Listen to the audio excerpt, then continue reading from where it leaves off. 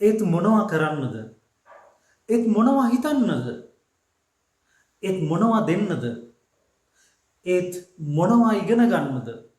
අපි කොහොමද අන්න ඒ විදිහේ අදහස් ටිකක් ඉංග්‍රීසි වලින් කතා කරන්නේ? ඔයා මේ වීඩියෝ එකෙන් අන්න ඒ විදිහේ අදහස් සෑහෙන ප්‍රමාණයක් ගැන තමයි ඉගෙන ගන්න යන්නේ. ඒත් මොනවා කරන්නද? ඒත් අදහස දෙන්නේ but වලින්. මොනවා කරන්නද? what to do. හරිම සරලයි මේ කොටස. ඒත් මොනවා කරන්නද? but what to do. වචන හතරයි තියෙන්නේ. but what to do. do කියන්නේ කරනවට. එහෙනම් මෙතන ඉඳලා ඉස්සරහට එන උදාහරණ වල ඔය do කියන වචනේ තමයි මාරු කරන්න තියෙන්නේ. ඕකේ do කියන වචනේ වෙනුවට අලුත් ක්‍රියාපදයක් දාපුවම ඔයාට ලස්සන අදහසක් හදාගන්න පුළුවන්. සමහර ලාට ඔයා කියනවා ඒත් මොනවා උයන්නද? but what to do වෙනුවට උයනවට cook. but what to cook. ඒත් මොනවා උයන්නද? ඒත් මොනවා දෙන්නද? දෙනවට give. but what to give. but what to give.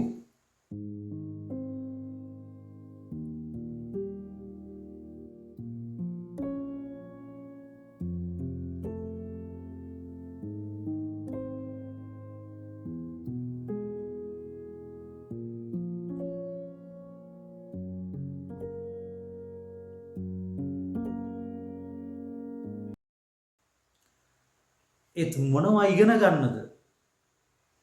ඒත් මොනවා ඉගෙන ගන්නද? එහෙනම් ඉගෙන ගන්නවට මම කලින් වීඩියෝස් වල කියලා දීලා දෙනවා learn. එහෙම නැත්නම් study. අධ්‍යයනය කරනවට study කියලා ගන්න පුළුවන්. but what to learn එහෙම නැත්නම් study. but what to learn එහෙම නැත්නම් what to study. දැන් අපි හිතමුකෝ ඔයා කෙනෙක් එක්ක කතා බහ කර කර ඉන්නවා.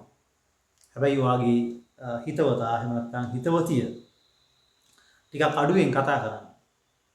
ඉතින් ඔයා එයාට කියනවා මට මතකයි කලින් මම වීඩියෝ එකක කියලා දුන්නා මේ speak will you කතා කරන්නකෝ speak will you.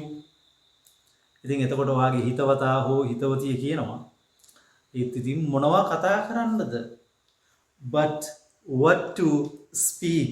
but what to speak. මොනවා කතා කරන්නද? ඒත් ඉතින් මොනවා පැහැදිලි කරන්නද? අපි හිතමුකෝ කෙනෙක් ඉන්නවා යම් දෙයක් පැහැදිලි කරාට එයා ඒව ගණන් ගන්නේ නැහැ. එයා එයාගේ විදිහට වැඩ කරන්නේ. ඕකේ ඔයා කියන කිසි දෙයක් හරියට ගණන් ගන්නේ නැහැ. ඉතින් එයාට මොනවා පැහැදිලි කරන්නද? but what to explain. ඒත් මොනවා පැහැදිලි කරන්නද? but what to explain. සමහර කෙනෙක් ඉන්නවා ඔයා මොන දේවල් එයාට ඉගෙනුවත් එයා එච්චර ගණන් ගන්නේ නැහැ මේ දේවල්. මහන්සි වෙලා ඉගෙන ගන්නේ නැහැ. දෙන වැඩ ටික කරන්නේ නැහැ. එතකොට එයා හිතනවා ගුරුවරයෙක් ඉගන්වුව විදිහටම ඉගන්වුව පළියටම එයාට මේ දේවල් පුළුවන් වෙයි කියලා. හැබැයි එහෙම වෙන්නේ නැහැ. ගුරුවරයෙක්ට පුළුවන් උගන්වන්න විතරයි. එයාගේ මතක ශක්තිය අරයට දෙන්න විදිහක් නැහැනේ. එහෙම මන්ත්‍ර බලයෙන් එහෙම මතකයේ දෙන්න විදිහකුත් නැහැ. ඒ ඉගෙන ගන්න කෙනා තමයි මේ දේවල් පුහුණු වීම කරලා ඉගෙන ගන්න ඕනේ. ඉතින් එහෙම යම් කෙනෙක් ඉන්නවා ඉගෙනුවාට එයා මේ දේවල් ගණන් ගන්නේ නැහැ, ඒ වෙනුවෙන් කැප වෙන්නේ නැහැ, මහන්සි වෙන්නේ නැහැ, වැඩ කරන්නේ නැහැ. ඉතින් එහෙම කෙනෙක් හම්බුනහම වාකිනා ඒත් ඉතින් මොනවා උගන්වන්නද? but what to teach. but what to teach. මොනවා උගන්වන්නද? මොනවා බොන්නද? තේ බොන්න විදියකුත් නැහැ. සමහරට සීනි තේ කොළ ඉවර වෙලා. කොෆි බොන්න විදියකුත් නැහැ, කොෆිත් නැහැ. මොන තම වෙන ෆෘට් ජූස් එකක් හදන්න විදියකුත් නැහැ. ඒත් මොනවා බොන්නද? but what to drink. but what to drink. ඒත් මොනවා බොන්නද? ඒත් මොනවා අඳින්නද? ඔයාට කෙනෙක් ගෙන් ඉන්විටේෂන් එකක් ලැබෙනවා පාටි එකකට. ඉතින් මේ දවස්වල රෙදි මිල දී ගන්න එහෙම ගියපුවාම සෑහෙන මිල අධිකයි.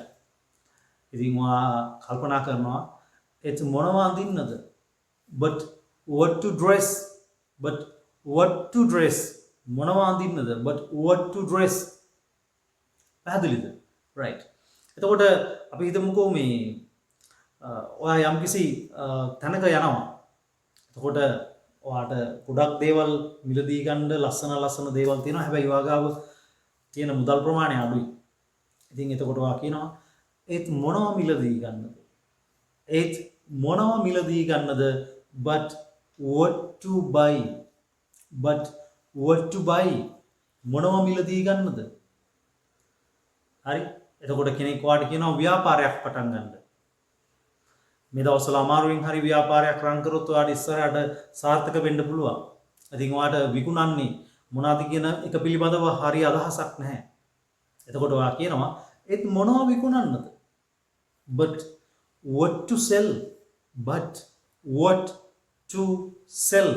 මේ වීඩියෝ එක පටන් ගද්දී මට ඔයාලට මුලින්ම කියන්න බැරුණා මේක මේ කතා ශෛලිය, ඒ කියන්නේ මේ ස්පෝකන් පැටර්න් එක අපි කෙනෙකුගෙන් ප්‍රශ්න අහන්න භාවිතා කරන ක්‍රමයක් නෙමෙයි.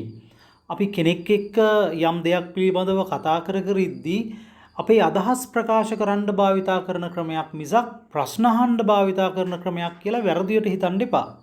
ඉතින් ඒ ගැන හොඳ අවබෝධයක් ඇතුව මේක භාවිතා කරන්න. ඕකේ? ඉතින් මේ වචන හතරක ඉතාමත් සරල පැටර්න් එකක් මම ඔයාලට කියලා දුන්නේ. මේකත් එක්ක ඔයා තව ක්‍රියාපද අරගෙන ප්‍රැක්ටිස් කරන්න. පැහැදිලිද? තව ක්‍රියාපද 20ක් 30ක්වත් අරගෙන ප්‍රැක්ටිස් කරන්න. එහෙම නැත්නම් ඔයාලට මේක සෙට් වෙන්නේ නැහැ.